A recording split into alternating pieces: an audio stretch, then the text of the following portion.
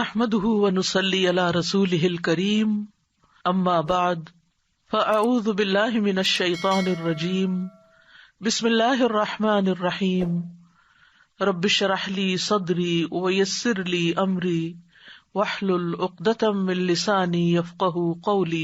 ہم زندگی میں بہت دفعہ ایسے معاملات یا رویوں کا سامنا کرتے ہیں جن سے ہمیں دلی، روحانی اور بعض اوقات جسمانی اذیت بھی ہوتی ہے۔ مثلاً کوئی ہم سے نامناسب الفاظ میں بات کرے، بدتمیزی کرے، منفی رویہ ظاہر کرے، غلط بیانی یا الزام تراشی کرے، تو اس سچویشن کو کس طرح ہینڈل کیا جائے؟ اس کے لیے کچھ ریمیڈیز ہیں۔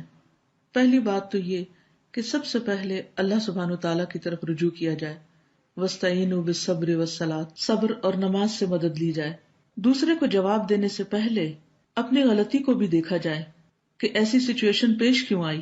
جہاں دوسرے کی اصلاح کی ضرورت ہو تو عمدہ طریقے سے سمجھایا جائے، کیونکہ ادفع باللتی ہی احسن فاذا الذی بینک وبینہ عداوۃ کأنہ ولی حمیم، اس طریقے سے دور کرو جو سب سے بہترین ہو، تو نتیجہ کیا ہوگا کہ تمہارے اور اس کے درمیان اگر عداوت ہے تو وہ گہرا دوست بن جائے گا۔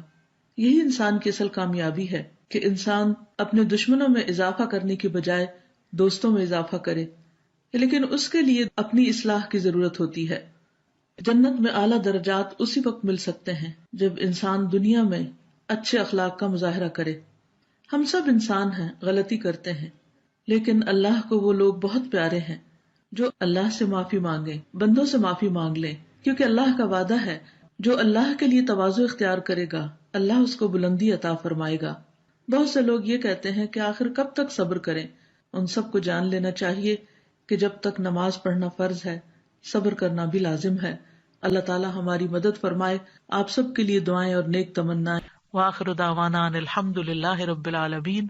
سبحانک اللہم وبحمدک، اشہد ان لا الہ الا انت، استغفرک واتوب الیک۔